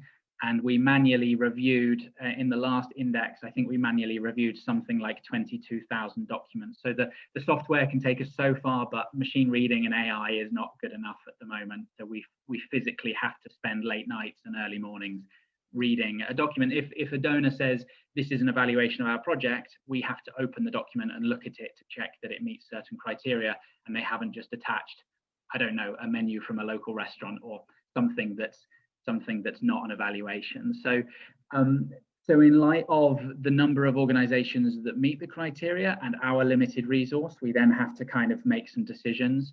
Where do we think we might be able to make the most change? Which organizations are really leading in the aid sector? And of course, China has, it's spending a lot of money in some quite controversial ways. So, there was a reason why we wanted to engage there. We also had a certain amount of interest from Chinese civil society and we independent reviewers and academics, because as Alex says, we use independent reviewers to cross-check our work. And these are kind of things that we didn't really have with Russia to an extent. I mean, this is one of the first conversations we've had with a group of government representatives, civil society, think tanks, and so on. So we will be doing the, I'm just checking if that's everything. Yeah, so, and then of course there's an element of what is the available information that we would actually be reviewing, and our initial assessment of available aid information in Russia led us to think that actually there might not be anything to review. And then there's a question about, well, is that useful? Are there civil society actors that can use that information? If Russia were to come in a poor position in the index, is there momentum to actually use that information to drive change? I think what we're hearing today is that potentially there is. We will be undertaking the donor selection for the 2022 edition of the Aid Transparency Index sometime June or July this year, and then we'll be making those findings public. So I take on board all of your points about how much money Russia is spending in the different avenues and the different definitions and so on, but actually it's less about that and it's more about how do we make change happen? Because underneath all of this, of course, we are an independent aid campaign using advocacy to try and make change happen. So that's what we have to reflect on. As I say, we're undertaking the next donor selection in June and July this year, and then we'll make that public. We haven't thought at all about it yet. It's a process that we do every 2 years, and we haven't thought about who might be in and who might be out. Alex, is there anything else you wanted me to say on that question? No, I think you've covered it all Gary, on that. Nothing further to add. Oh, I suppose the only thing that I would add is that we do kind of regularly review the actual criteria as well, just to make sure that they are current. So obviously we've got amounts of money that, you know, as things change and inflation happens, those amounts might change. We might review the criteria. So those are always subject to review, as well as the aid agencies that we include in the index. Although I wouldn't expect them to change drastically. Thank you, Alex. And then the other question, so total official support for sustainable development. So we're monitoring those developments. As you seem to be very aware, that's been a very long conversation that's still evolving, and the practice is still evolving. So we're keeping an eye on that. I mean, at the moment, in terms of actually reporting, we do prioritize, as you'll see from the methodology, you can only get maximum points if you report to the IATI standard. That's because at the moment that is the accepted, and that also speaks a bit to what Alex is going to talk about in terms of what people find valuable. So we're keeping an eye on that, but at the moment we're not making any change. We just undertook and completed literally this week a review of the Aid Transparency Index methodology. So there'll be a new document, a new technical paper coming out very soon.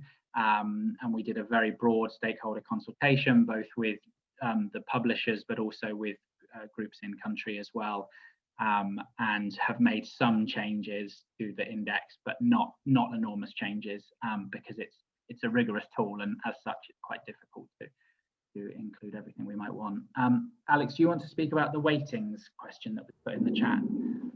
Yeah, sure. So Zuriko Gamboin, sorry if that pronunciation was not totally correct, asked a question in the chat about the weightings of the different components of transparency in the index. So the way that we score the index is, or the way that we score organizations in the index is we look at different aspects of their aid and how transparent they make different types of information.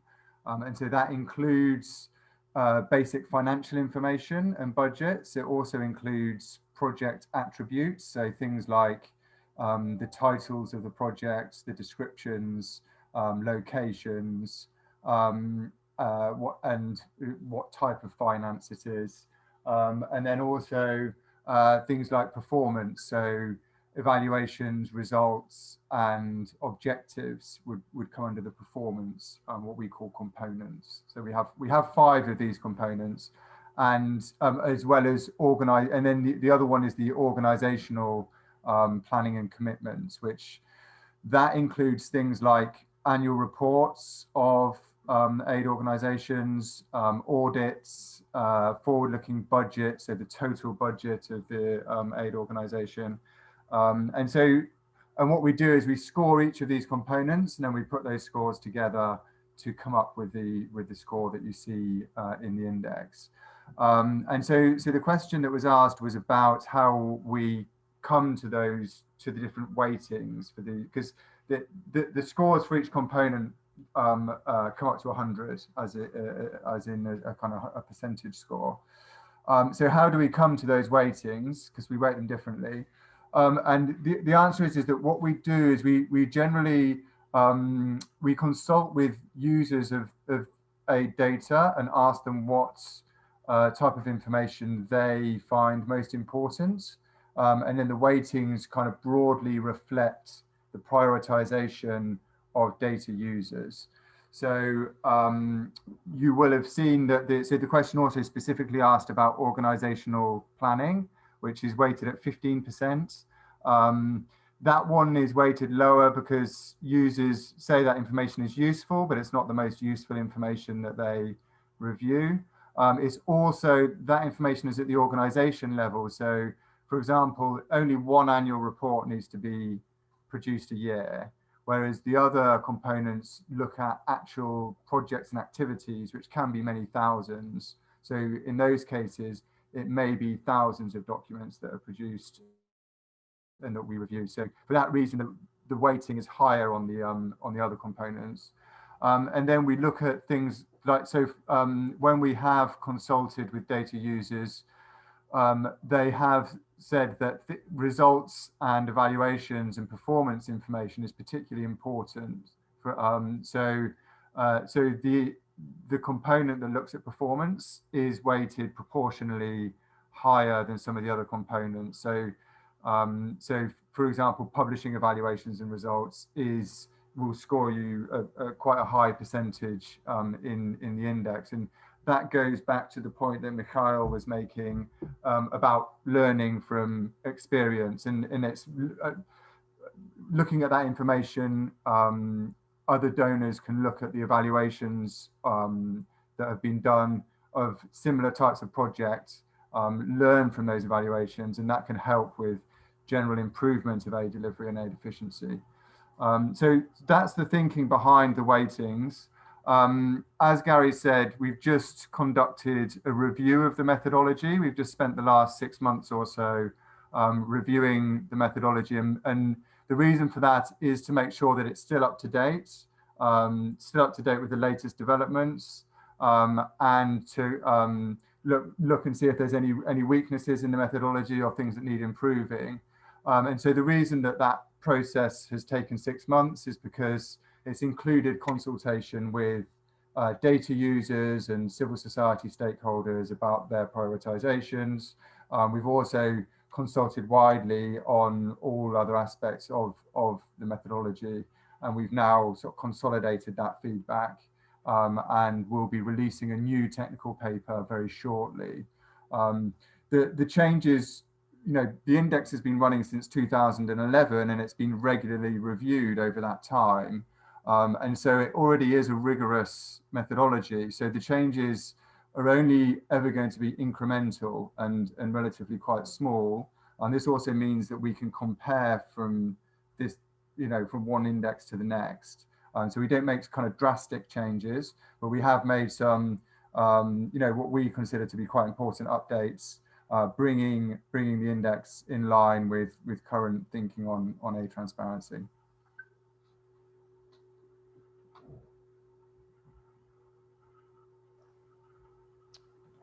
Thanks, Alex. Спасибо, Алекс. Гарри, do you want to... Вы хотите что-то добавить? Или это все ваши пока все комментарии?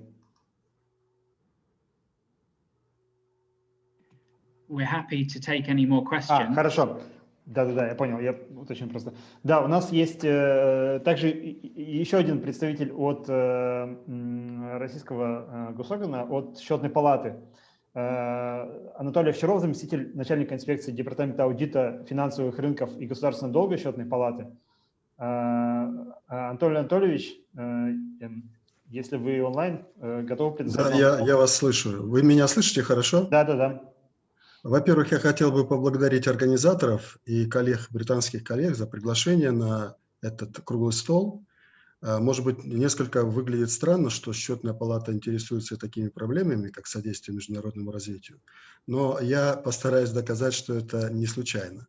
Я имею возможность оценить тот прогресс, который делает Россия с точки зрения открытости и прозрачности в этой сфере, потому как долгое время занимался в качестве эксперта, работал в проектах международного развития всех международных организаций, включая DFID, и потом в рамках одного из институтов развития, ключевых институтов развития нашей страны, тоже соприкасался с этой проблемой. Я хочу сказать, что счетная палата сейчас в принципе выступает за большую открытость и транспарентность деятельности органов госуправления, и в частности за открытость и транспарентность в такой специфической сфере, как содействие международному развитию. Я должен сказать, что вот последние 2 года мы здесь упоминались некоторые документы, но я хочу подчеркнуть, они для счетной палаты очень важны. Мы наконец получили в бюджетном кодексе определение, что такое официальное содействие развитию и что такое государственные кредиты, выданные на эти цели. До этого все наши дискуссии с Минфином, с МИДом и так далее, они натыкались на то, что у нас нет такого понятия в бюджетном кодексе, поэтому с точки зрения отчетности нам нечего представлять нашему сообществу. Мы в OECD правильно отчитываемся, а здесь не подотчетны никому. Второй момент, я хотел бы обратить внимание, что после введения этих поправок в бюджетный кодекс в августе 2019 года, в 2020 году, в сентябре месяце, я надеюсь, экспертное сообщество это не пропустило, вышло специальное постановление правительства Российской Федерации, которое утвердило правила предоставления кредитов, в том числе на цели официального содействия развитию иностранного государства. Там определены и некие правила предоставления этих кредитов. Надо сказать, что в этих правилах очень много ссылок и на стандарты OECD, и на практику Всемирного банка, Международного валютного фонда, на Международной ассоциации развития и так далее. Что тоже очень важно с точки зрения потом оценки деятельности нашего правительства в этой сфере. Ну и уже упомянутый Олегом указ президента, который создал межведомственную комиссию, я тоже могу подтвердить, что все предыдущие попытки, у нас очень много межведомственных проблем в этой области. Не случайно Михаил Ермолов подчеркнул, что порядка 25 ведомств вовлечены в эту работу. И практически очень сложно говорить о том, что у нас есть эффективная координация.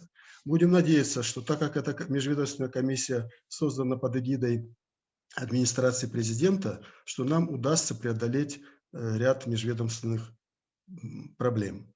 Первое, что нам предстоит сделать, это агрегировать всю информацию из тех 25 файлов, из других источников, в том числе, которые предоставляет экспертное сообщество, понять весь объем информации и потом решить, какую из них можно предоставлять в открытый доступ обществу или экспертному сообществу, а какую информацию надо оставить по-прежнему в закрытом виде, так как она может навредить, что тоже бывает с такого рода информацией. Я должен сказать, что должен подчеркнуть, что наконец счетная палата приступает или подступает только к анализу или к аудиту государственных затрат, связанных с официальным содействием развитию. И в ближайшее время, наверное, будут проведены специальные мероприятия, но это решает коллегия счетной палаты, связанные с оценкой деятельности государственных органов в этой сфере. Я думаю, что здесь мы очень сильно будем рассчитывать на поддержку нашего экспертного сообщества. Более того, скажу, что без этой поддержки, наверное, будет сложно на первых порах, пока, по крайней мере, проводить эту работу. Но эта тема, еще раз хочу подчеркнуть, и с точки зрения прозрачности, транспарентности, и с точки зрения эффективности государственных расходов, направляемых на официальное содействие развития, она очень актуальна. И для государства в целом, я назвал документы, и для счетной палаты в частности. Спасибо еще раз огромное за приглашение.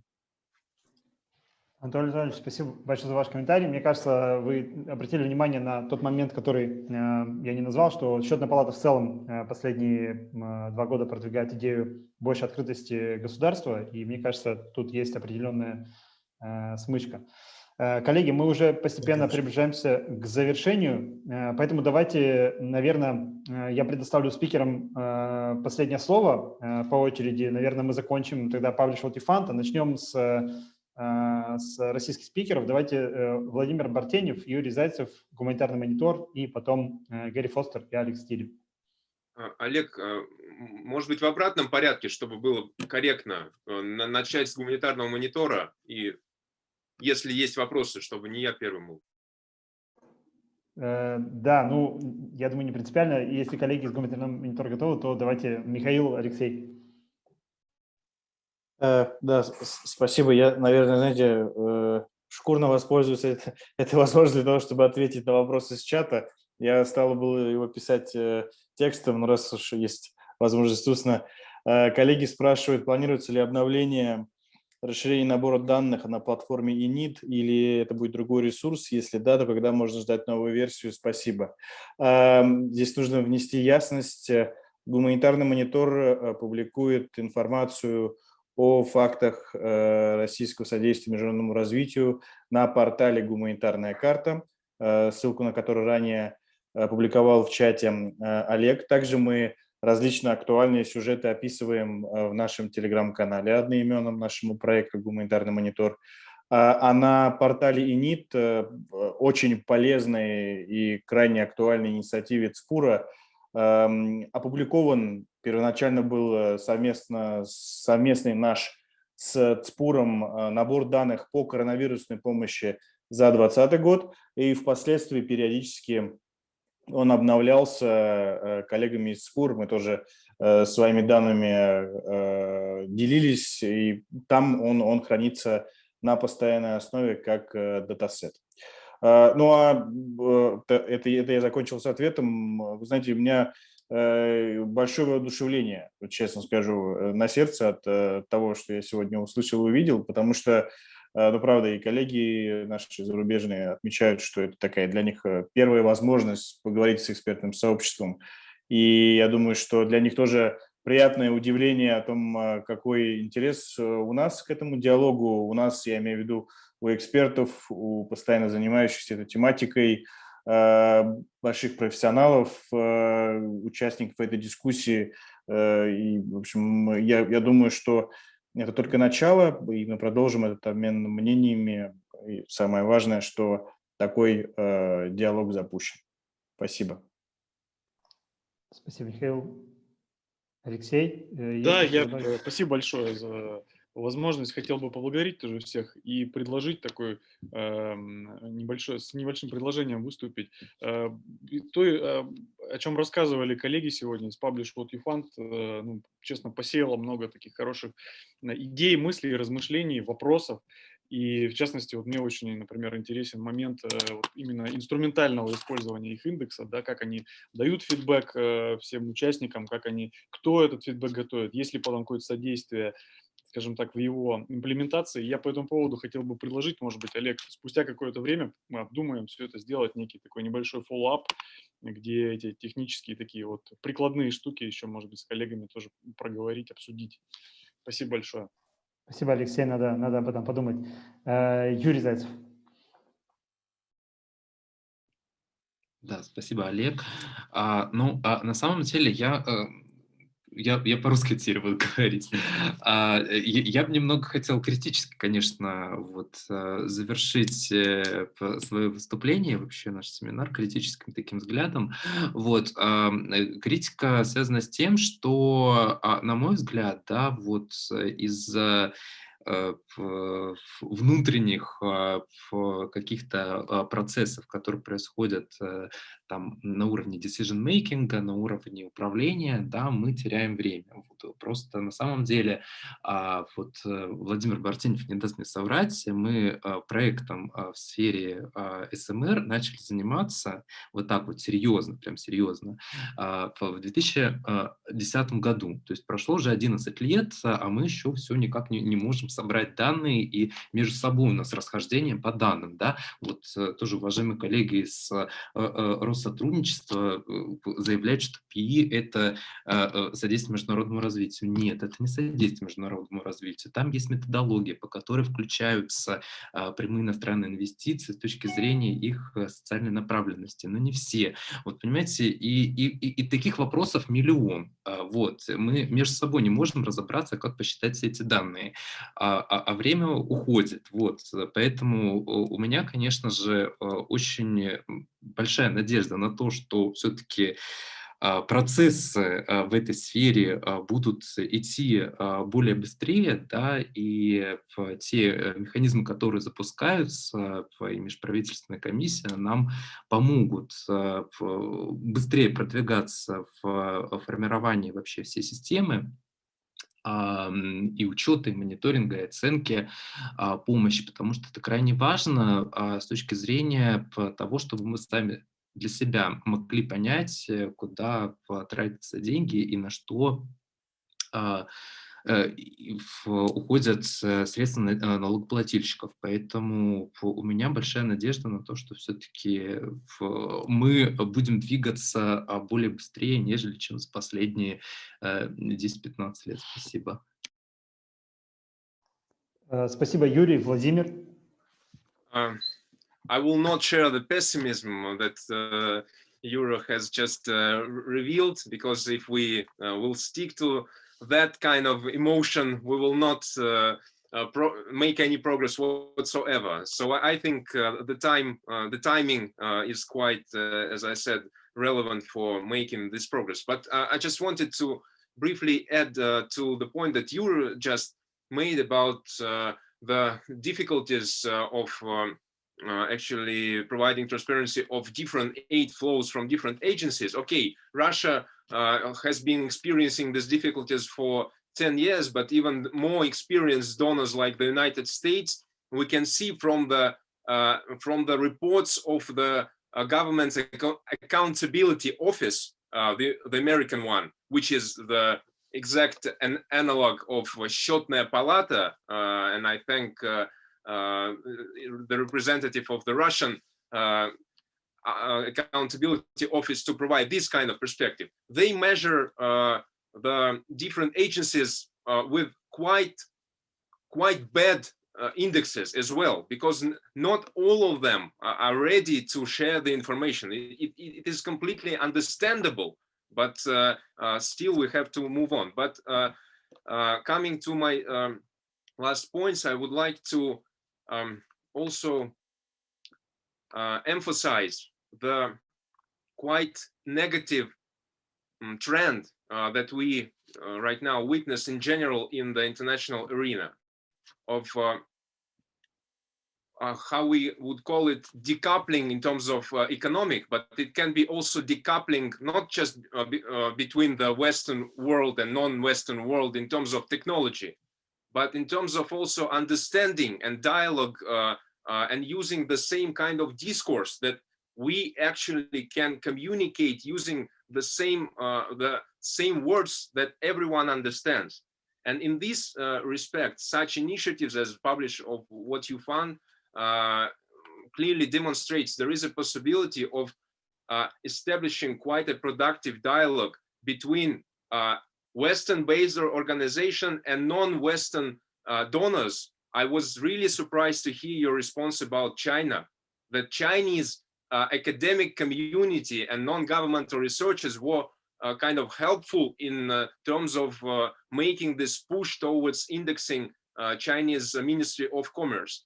And you responded to that. I mean, you were interested yourself, but responded to that. What I'm saying is that we actually, as an expert community here in Russia, are not interested in this kind of decoupling in terms of intellectual dialogue. We are open to share thoughts and to get these kind of responses from you. And if there is an opportunity to be engaged in this dialogue, even in your selection, donor selection in the future, there are many people here in this particular Zoom that can be helpful or at least engaged in this discussion. Thank you. Спасибо, Владимир. И последнее слово нашим ключевым выступающим Гэри Форстер, Алекс Тилли. Пожалуйста.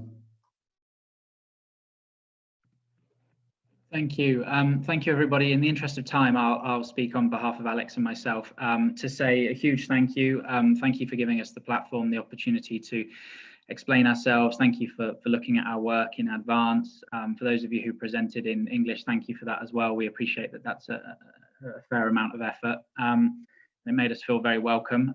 But look, we've enjoyed the conversation. We feel, as I put in the chat, we feel inspired. There's clearly a lot of energy here. There's clearly some reform taking place. It feels like some of you want that to move faster. It feels like maybe that there is an opportunity for aid transparency to become a real movement in Russia.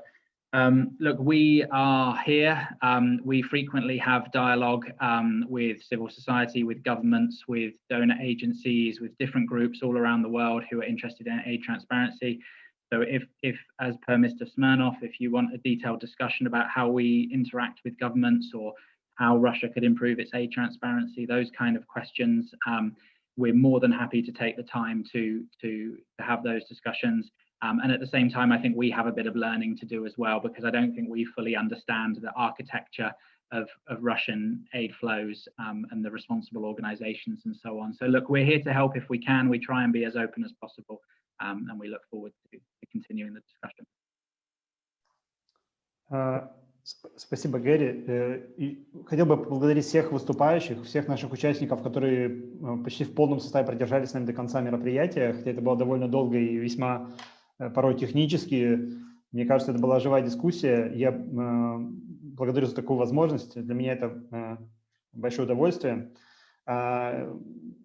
Я думаю, все уже в целом сказали, что открыты к сотрудничеству, и я думаю, и Publish What You Fund вы можете связаться с Гэри, с представителями организации, с другими спикерами, которые здесь были, я думаю, тоже можно пообщаться. Со стороны ЦПУР я могу сказать, что мы продолжаем заниматься вот кругом тем, которые связаны и с помощью, и с данными во внешней политике, и данными о помощи, поэтому мы тоже будем рады продолжить диалог с теми, кто заинтересован в каком-то сотрудничестве, может быть, в конкретных проектах. И на этом я скажу до свидания. Мы завершаем наше мероприятие.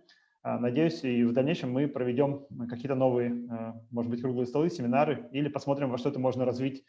Еще раз всем большое спасибо и до скорых встреч. Спасибо огромное. Thank you very much. До свидания. Спасибо большое. Thank you. Спасибо. See you.